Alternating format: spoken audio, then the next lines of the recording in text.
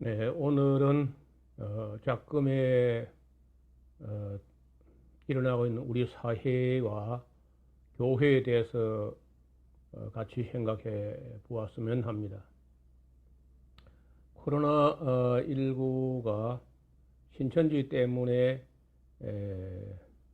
폭발적으로 증폭됐던 것과는 달리 이제는 교회를 비롯해서 어떤 정치적인 모임이나 그 외에 다른 목적으로 많은 사람이 밀집해서 모이는 곳에서 이 코로나19가 많이 확산됐다는 것은 아무도 부인할 수 없는 사실입니다. 그런데 이런 사실을 두고 이를 인정도 하지 않고 가짜 뉴스를 만들거나 또 그런 가짜 뉴스를 퍼나르거나 또 그 가짜 뉴스를 믿고 흥분하는 사람들이 대부분 또 우리 기독교인들이란데 안타까움을 금할 수가 없습니다. 어느 정도 세상 돌아가는 정보를 안다고 하면 결코 그럴 수가 없다는 얘기죠. 그리고 초대교회부터 지금 우리가 이 비대면 예배 혹은 온라인 예배로 되는 데까지 뭐 상당한 세월 동안에 많은 그 변화가 있어 왔습니다. 로마 시대에 시작된 그런 기독교가 예배 형식에 있어서 여러 가지 이 변천을 거쳐온 거죠.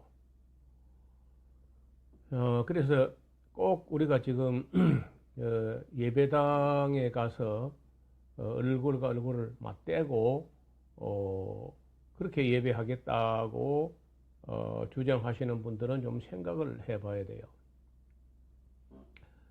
그렇게 모여서는 만약에 예를 들어서 뭐 그럴 리가 없지만은 모든 국민이 다 예수님을 믿겠다, 다 예배하겠다 그러면 그 예배당에서 감당할 수 있나요?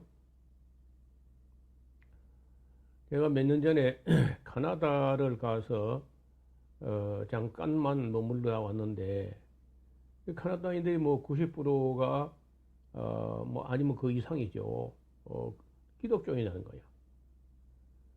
거야. 그런데 실제로 매주일 나가서 예배당에서 예배를 드리는 사람은 10% 미만일 겁니다. 90% 신자 중에 10%만 예배당 나가서 예배한다는 거예요. 그러면 카나다 사람들이 뭐 신앙이 그리고 잘못되고 윤리적으로 부패하고 타락하고 뭐 세상의 교회를 염려하고 그걸 하느냐? 전혀 아니거든요. 그래서 우리는 예배당에 가서 뭐 모이는 열심은 대단한 것 같지만은 세상에 나와서 사회에 나와서 생활하는 거 보면 성도의 냄새도 나지 않을 정도입니다. 그러니까 예배당 교를 만들 게 아니라 예배당에 나오지 않는다 할지라도 세상에서 예수님의 향기로 하나님의 영광으로 이렇게 살아갈 수 있는 성도를 길러내려고 해야지 예배당에 나오면 주일 성성한 것이고 예배당에 나오지 않으면 그저 주일을 범한 것이고 이런 틀에서는 좀 벗어나야 돼요.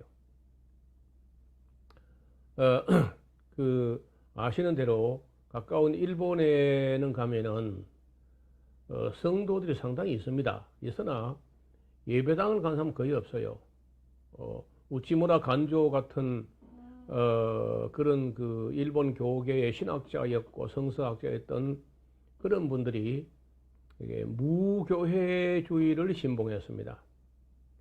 다시 말하면은 예배당에 안 가도 얼마든지 신앙생활 잘할 수 있다는 그런 사상이지 교회 자체를 부인하는 거 아니에요. 예배당 가는 것만 교회가 아니고 예배당 안 가도 예수님을 구주로 삼고 그 삶 자체가 하나님께 드리는 예배와 같은 삶을 사는 사람들이 정말 진정한 그리스도인들이죠. 제가 잘은 모르지만 우리나라에 존경받는 그 학자 중에 김영석 교수가 있습니다. 아마 지금 100세가 넘었을 텐데요. 이분 아주 훌륭한 인격자시고 훌륭한 성도시고 하지만은 제가 아는 대로는 예배당 안 가시는 걸 알고 있어요. 그 성도들을 적어도 그렇게 정도는 길러야 되는 거 아닌가? 예배당 없어도 목사 앞에 가서 예배당 설교 안 들어도 자기 개인 예배나 가정 예배나 어느 그룹으로 모여서 따로 모여서 예배하는 거나 다 가능해야 되는 거 아닌가요? 물론 뭐 예배당에 가서 어느 정도 일정 기간은 배워야 되는 그런 단계가 있겠죠. 그러나 일생 동안 목사가 떠먹여주는 설교 그것만 얻어먹고 신앙생활을 해야 된다면 젖먹이에 불과합니다. 옛날에 우리가 어릴 때만 해도 할머니들이 손주를 사랑한다고 해서 그 할머니가 볼 때는 그 손주가 어린 손주가 밥을 먹어서 씹어 소화시키는 그런 정도 안 됐다고 생각했던지 할머니가 자기 입에 넣어 가지고 다시 그걸 숟가락에 토해 가지고 아이에게 먹이는, 뭐 지금 엄마들이 보면 질겁을 할 일이지만 그런 일이 있었습니다. 얼마 전까지만 해도요. 마치 설교란 그런 거거든요. 목사가 하나님 말씀을 떠먹어 가지고 다 꼭꼭 씹어 소화해 가지고 그걸 성도들에게 먹인다는 건데 언제까지 그런 수준의 그런 양식 얻어먹고 살 것이냐고. 적어도 교회 나온 지 2, 3년, 3, 4년 되면은 목회자가 없어도 자기 스스로 어디 가서 사람들을 모아놓고 성경 말씀을 전하고 가르치고 예배 인도하고 할 수 있어야 그게 정상이죠. 그래서 어쩌면은 지금 비대면 예배를 코로나 때문에 뭐 당분간 강조하는 것이긴 하지만 어쨌든 그걸 불편해하고 기분 나빠하고 종교 탄압이라고 인식하고 뭐 이렇게 이제 그 선동하는 사람들이 있는데 저는 이 기회를 오히려 좀 다르게 생각할 수 있다고 봐요.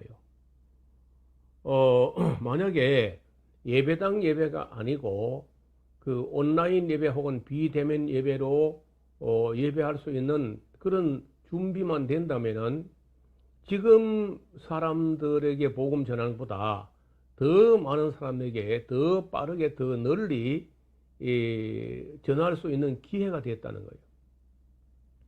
제가 섬기는 작은 교회는 이미 5년 전부터 그런 예배를 드리고 있습니다.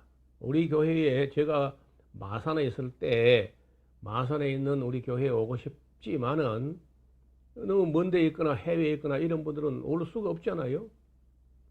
이런 분들이 그 예배를 인터넷으로 생중계를 해줬으면 좋겠다. 이런 요청이 하도 많아서 진작에 우리가 그 인터넷으로 예배할 수 있는 그런 준비를 했어요. 그래서 이제 지금 코로나가 갑자기 들어닥치는 바람에 지금 우리 교회 인터넷 예배 참여 수가 오히려 더 늘어난 것 같습니다. 그리고 곳곳에서 모이면서 그 안 믿는 가족들이나 친구들이나 이렇게 불러 모아가지고 같이 이제 그 강의나 설교를 듣게 한다면은 이게 잘만 활용하면은 새로운 시대를 맞이할 수 있다고 봐요.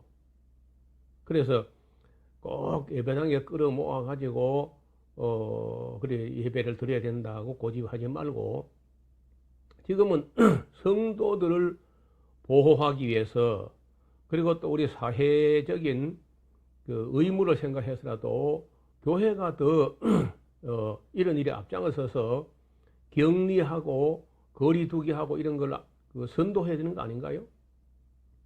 성경에도 전염성을 가지고 있는 병은 반드시 격리해서 치료하고 그리고 화기도 이제 제사장이 하도록 이렇게 기록된 율법도 있습니다. 이게 뭐 정부가 무슨 국민을 종교를 탄압하기 위해서 이렇게 한다. 어떻게 그런 생각을 했는지 잘 모르겠어요. 사람들이 아마 예배당으로 사람을 끌어모으려고 하는 그 개념은 예배당 안에 그 벽돌 벽 안에 모인 사람 수를 가지고 목회 성공이나 교회 성장이나 이런 평가를 하는 그 기준 때문에 그런 것 같아요. 얼마나 많은 사람들이 진리를 접할 수 있는가, 얼마나 많은 사람들이 생명의 말씀을 접할 수 있는가 하는 것이죠.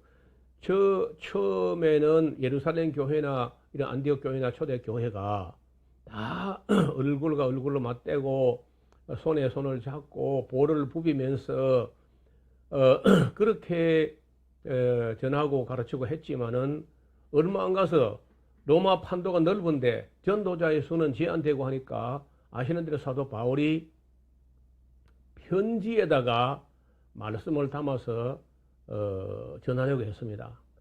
그때로서는 큰 변화와 발전이죠. 그것이 오늘날 대부분의 성경이 된 거 아니겠어요?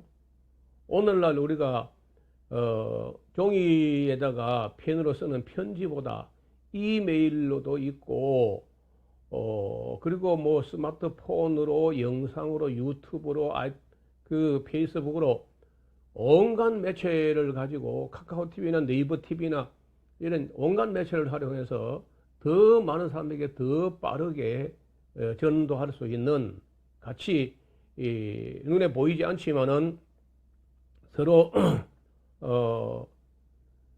그 얼굴과 얼굴 대면해서 예배 드리지 못하지만은 우리 교회 성도들은 전 세계에 있습니다. 여러분 웨슬레 같은 그런 어른이 나의 교구는 온 세계가 나의 교구다 이러고 다닌 거 아니겠어요?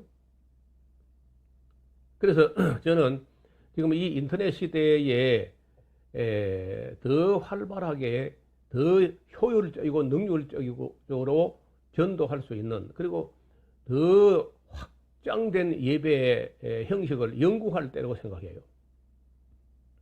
그런 우리 예배당에 지금 나와서 예배하는 사람은 많을 때가 6, 70명, 7, 80명, 100명 채 안 돼요. 처음에는 100명 넘었는데 인터넷 예배를 드리면서는 6, 70명으로 줄었습니다. 그리고 이제 이렇게 정부가 또 사회가 거리 두기를 해야 된다고 할 때 뭐 그냥 방송 요원들 기도하고 그리고 그 인터넷 생중계하는 뭐 몇몇 사람들만 해도 그 예배에 참여한 수를 보면은 회선 수가 700 회선 이렇게 보면 거기에 몇 사람이 모였는지 잘 모르지만은 두 사람이 모여서 예배했다면은 1400명 세 사람 네 사람 뭐 다섯 사람 어떤 데 그룹으로 모여서 예배 드리는 사람도 있거든요. 그러니까 굉장히 많은 사람들이 우리 인터넷 예배에 참여하고 있습니다. 그리고 그렇게 하는 영상을 또 유튜브에 얹어두면은 시간대가 다른 그런 서쪽 사람들, 서양 사람들, 미국이나 유럽 사람들도 우리 예배를 보면 시간차를 두고 설교를 듣는 겁니다. 그리고 가족들이 모여서 듣고 예배당 안 가도 되고 말이에요. 얼마든지 더 좋은 길이 있는데 아니 그 정부에 불평하고 기독교인이 계속 불평하는 불평분자 이런 식으로 우리 사회에 인식돼서는 안 된다는 겁니다. 얼마든지 지금 이런 시대에 교회가 더 확장되고 더 성장될 수 있다고 생각을 합니다. 예를 들어서 아니 그렇게 사람들을 예배당에 모이게 하는데 문제는 모아놓고도 성경도 별로 안 가르쳐요. 요절 몇 절 잘 된다 복준다 달콤한 소리 그런 걸 가지고 설교하고 성도들이 또 그런 달콤한 말에 위로받으면서 예배당 다니다. 그게 무슨 의미가 있나요? 저는 누가 봐도 목회에 성공한 사람도 아니고 교회가 크게 성장한 것도 아니지만은 잘하는 건 없어도 저는 바르게 하려고 애를 쓰는 사람 중에 하는 사람인데, 우리 교회는 일단 창세기 1장 1절부터 요한계시록 마지막 절까지 한 절도 안 빼고 설교를 합니다. 그렇게 하기를 3번 완주를 했고, 한 번은 그 창세기부터 나훔서까지 하고 그 교회를 사임함으로 중단되었고, 지금 5번째 창세기부터 시작했는데, 지금 에스겔서, 구약은 에스겔서를 하고 있고, 신약은 지금 고린도 후서를 설교하고 있어요. 주일 낮에는 구약을, 주일 낮, 주일 오후 구약을 설교하고, 수요일은 신약을 합니다. 그러면 대개 신약이 구약 한 절반쯤 되니까 구약 끝날 때쯤이면 신약도 끝나면서 대체로 걸리는 시간이 약 한 4년 남짓 하면은 창세기부터 계시록까지 다 설교할 수 있어요. 그래서 그런 설교를 듣고 싶어 하는 사람이 너무 많다는 겁니다. 제가 수백 명씩, 수천 명씩 모인 곳에서 물어봅니다. 여러분이 교회 가서 성경 요절만 배우고 싶어요? 66권을 다 배우고 싶어요? 하면요, 99.9%가 66권 다 배우고 싶어 합니다. 우리 목사들은 이 말을 명심해야 됩니다. 어떤 목사도 성경 중에 어떤 책을 더하거나 빼거나 할 권리가 있는 게 아닙니다. 우리가 하나님께로부터 66권의 말씀을 위탁받았으면 우리는 말 심부름하는 자들이기 때문에 아무 소리 말고, 더하지 말고, 빼지 말고, 그 이기적으로, 목회 이기적으로 그렇게 비틀거나 아전인수격으로 목회자 편리하게 그렇게 해서 하지 말고, 성경에 기록된 그 원 목적대로 가르쳐야 됩니다. 그래 안 하면요, 분명히 말씀드렸는데 심판을 면치 못할 겁니다. 성경은 가감하지 말라고 몇 차례 이야기하고 있습니다. 성경 말씀을 이것저것 빼먹고 생략하고 건너뛰고 그렇게 할 권리가 목사에게 있냐고요. 또 왜 성도들 가만히 있습니까? 목회자에게 우리는 창세기부터 요한계시록까지 한 절도 안 빼고 다 배우고 싶다고 항의를 해야 됩니다. 근데 모든 교회가 다 그 이상하게 여기저기 앞으로 갔다 뒤로 갔다 옆으로 갔다 이 책 했다 저 책 했다 신약 했다 구약 했다가 한 권도 제대로 못 배운 채, 그러니까 대부분의 성도들이 믿음 자체가 불안전해요. 불안합니다. 장례식 가서 참여할 때마다 나도 언젠간 죽을 텐데 내가 정말 죽어서 하나님께 갈 수 있겠나 하는 불안감이 다 있다고요. 성도들이. 그래 언제 이제나 저제나 언젠가 성경 말씀을 다 배울 수 있을란가 하고 다니지만은 50년에서 70년 교회 다니도 66권 중 한 권도 똑바로 가르치지 않는 교회가 기독교입니다. 그렇게 했기 때문에 유럽 교회가 다 무너진 거 아니에요? 미국 교회가 다 변질된 거 아니에요? 한국 교회도 다 오늘 방언교로 전락됐어요. 변질된 겁니다. 그래서 저는 이렇게 생각합니다. 성경도 안 가르치면서 뭐 하려고 사람들 그렇게 끌어모으려 하는 거예요. 뭐 하려고?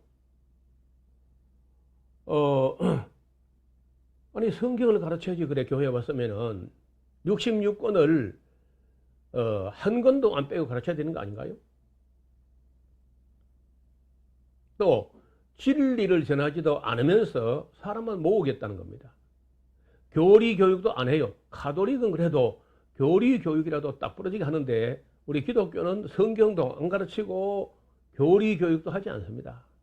또 윤리나 예의나 범절도 가르치지 않아요.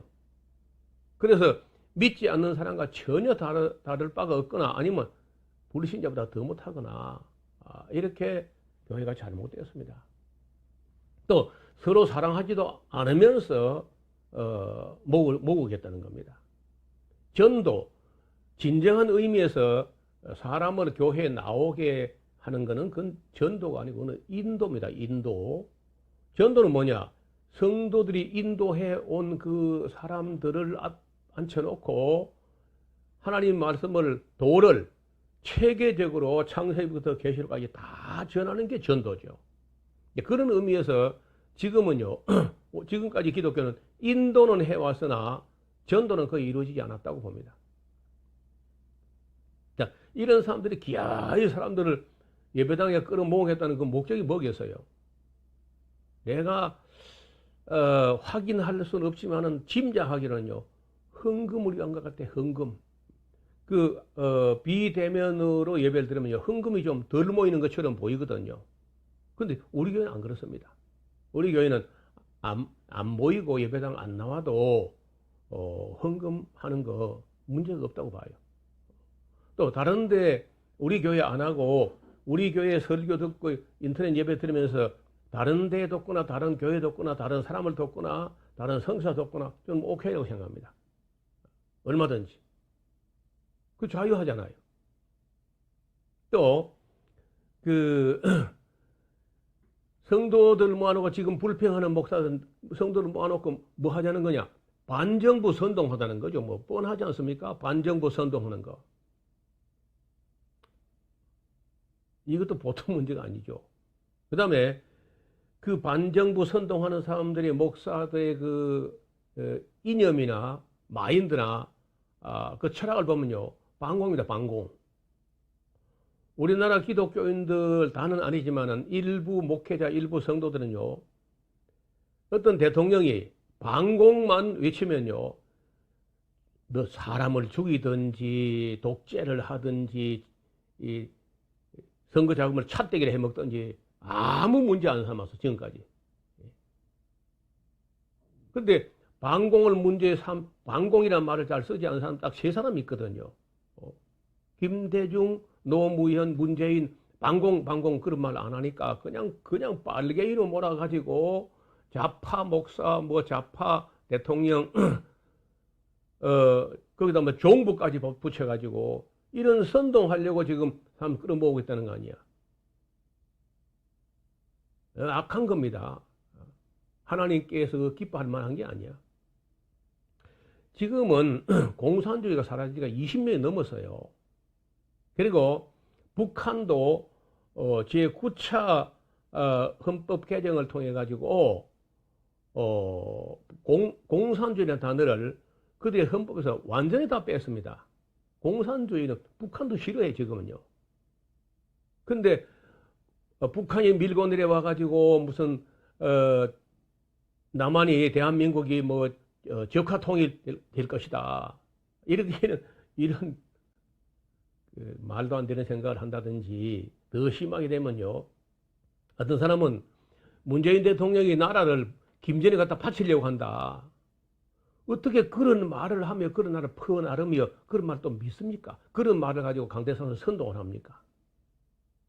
이게 목사들이 할 짓인가요?